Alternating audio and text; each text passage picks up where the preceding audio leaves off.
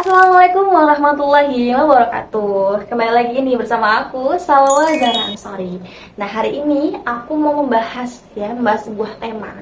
Apa tuh ya? Temanya tentang perkembangan moral Islam dari zaman pra-Islam sampai era modern.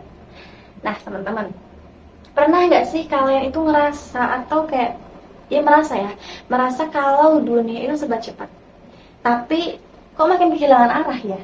Nah, kita ngerasa kalau teknologi itu serba maju, lalu informasi di mana-mana, tapi justru banyak orang yang merasa kehilangan pegangan.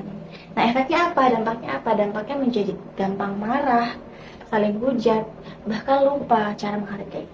Nah, ternyata hal seperti ini juga terjadi di masa lalu, bahkan lebih parah daripada yang terjadi di sekarang. Nah, zaman tersebut dinamai dengan zaman jahiliyah atau zaman sebelum datangnya Islam. Nah, pada saat itu moral manusia itu benar-benar rusak. Tapi di tengah kegelapan itu Allah turunkan cahaya yang besar, cahaya besar untuk mengubah wajah dunia. Apa itu? Islam. Nah, Allah datangkan Islam.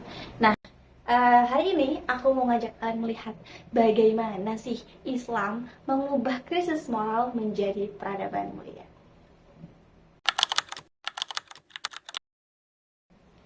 Bayangkan kita hidup di dunia yang aturannya tidak jelas. Tidak jelas aturannya.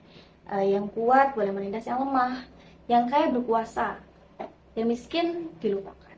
Perempuan bahkan dianggap aib, dan bayi-bayi perempuan pada saat itu bisa dikubur hidup-hidup. Nah, itu semua adalah gambaran dunia Arab sebelum Islam datang.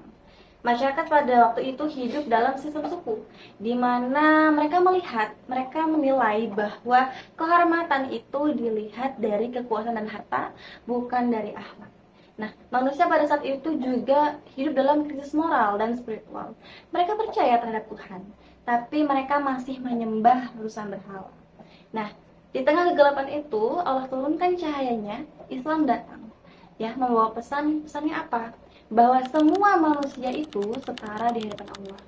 Kemuliaannya hanya untuk mereka yang bertakwa. Salah satu hal yang paling kejam pada waktu itu adalah perbudakan, di mana manusia diperjualbelikan layaknya barang. Mereka tidak memiliki hak, tidak memiliki harga diri. Nah, namun Islam datang untuk menghapus sistem itu secara perlahan. Dengan apa? Dengan menanamkan nilai bahwa semua manusia itu memiliki martabat. Nah, Rasulullah SAW juga mengajarkan bahwa kehormatan seseorang tidak dilihat, tidak dinilai dari jenis warna kulit, ras, suku, bangsa, harta, kekuasaan, tidak, tapi dinilai dari iman dan akhlaknya. Nah, beliau bersabda, aku diutus untuk menyempurnakan akhlak. Nah, karena dengan kalimat itu, manusia mulai belajar bahwa iman tanpa akhlak itu kosong, dan agama tanpa moral itu hanya ritual tanpa makna.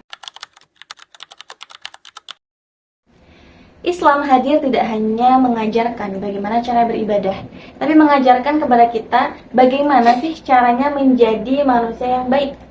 Dari mulai cara berbicara, berpakaian, menghormati orang tua, bahkan sampai bagaimana caranya kita memperlakukan sesama.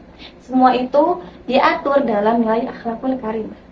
Nah, moral dalam Islam bukan hanya sekedar aturan sosial, tapi tanda bahwa seseorang itu benar-benar beriman.